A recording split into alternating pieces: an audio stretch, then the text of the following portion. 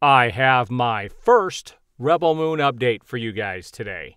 Now, this has been a long time coming. I wish I could have done an update long before this, but with all the DC stuff coming out and everything I have going on, I have not had the time to do it. I'm going to try and stay on top of this, and I do still plan on doing some more Indiana Jones updates, especially as we get closer to the release of Indiana Jones. But let's talk Rebel Moon, and then there is a link to a trailer in this video description that will take you to the Rebel Moon, the first teaser or images. Well, they're not images. It's the first actual video from Rebel Moon, and it starts at about the 2-minute mark. Now, there's stuff, I would suggest watching the whole trailer. There's a lot of stuff. It's basically everything that Netflix is releasing next year. Starts out with kind of a montage of a few things they did last year, and then they're going to move into the new year. I was surprised to see that they're doing a mystery date, too. I didn't think the first one was very funny at all. I am excited for Extraction 2, though. If you go into my movie reviews, I think I did a movie review on it. I don't remember. There was a time where I was doing movie reviews with a friend of mine, and he didn't want to do it anymore, and so we didn't do that. And the times I was doing it with him, I wouldn't review the same movie on my channel, but I don't know if I can't remember if I did Extraction or not, but I will tell you Extraction is probably my favorite movie that has ever been released on Netflix, and they are doing a sequel to that, and I am looking forward to it. But Rebel Moon. So Rebel Moon is, if for people who don't know, it is basically Star Wars on steroids done by Zack Snyder. It's basically Star Wars for grown-ups. And, you know, Star Wars, George Lucas always said Star Wars was meant for kids.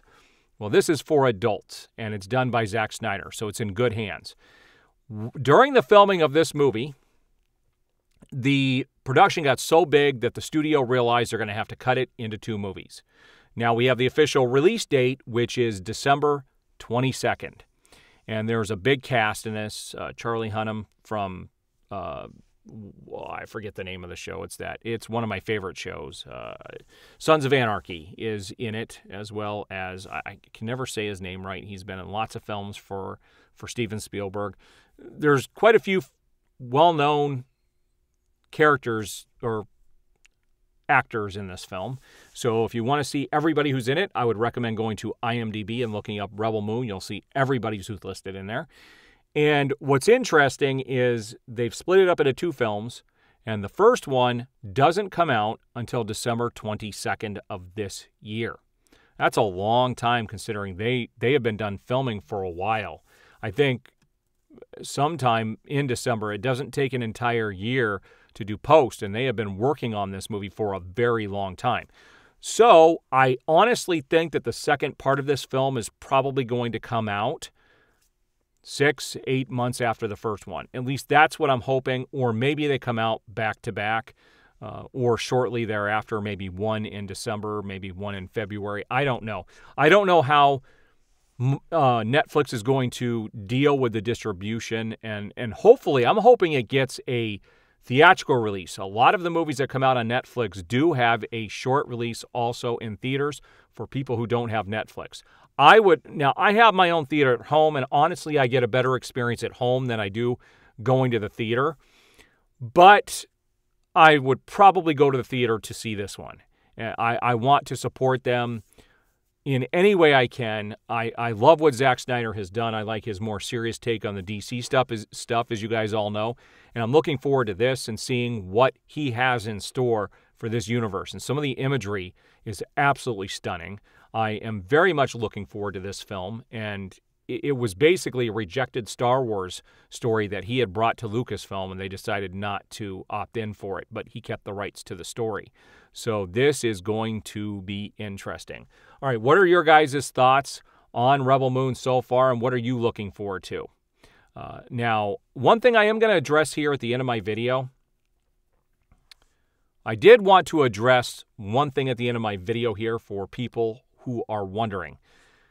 I don't use a lot of video clips on my YouTube channel. The few that I've used in the past got me a copyright strike, which is crazy.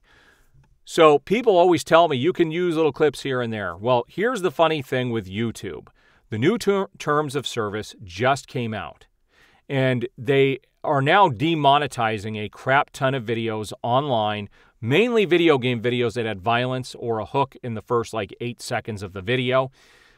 But there is a clause in the new terms of service, and I'm not willing to go down this road. I can show you guys websites and other things and stories that I can run through, but video clips probably are never going to come to my channel because of something very specific that YouTube is doing. They are now going to, in the future, and this pertains to anything they might change in the future. So in the future, if they deem that if you've used any images from trailers or anything that's been released in the public domain is not okay to use in your videos, it's retroactive.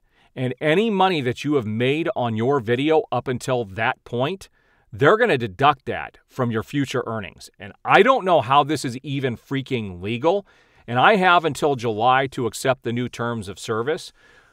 But I am going to see what the legal team is doing, from YouTube. There's a lot of talk on this topic on YouTube, and I'm hoping something changes with the terms of service before I agree to it. Because if I agree to it, I'm locked in. And people ask, how can they legally do that? Well, because you agreed to their terms of service.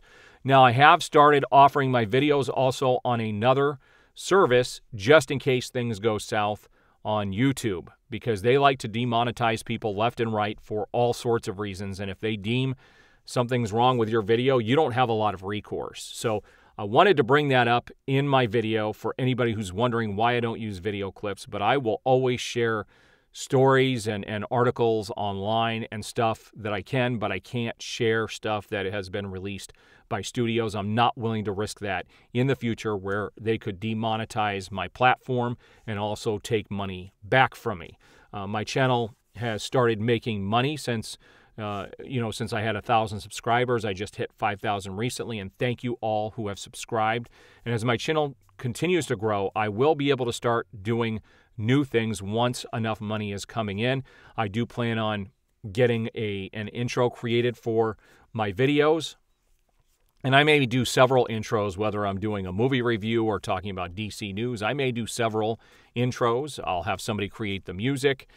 There's lots of things I want to do with my channel in the future, but it's all going to depend on growing my channel and the money that comes in and the revenue from those videos. So I do not want to risk that in the future. So I do appreciate the support thus far. Each and every one of you is important. It is important to like the videos, subscribe, hit that notification bell, and you will absolutely be notified when I have new videos go up. It's the YouTube algorithm loves it when you guys like the videos, and also for the duration that you watch them. And also sharing them helps as well if you put them on other platforms so people can find my channel. I do appreciate it. I appreciate every single one of you guys, and I will see you on the next video.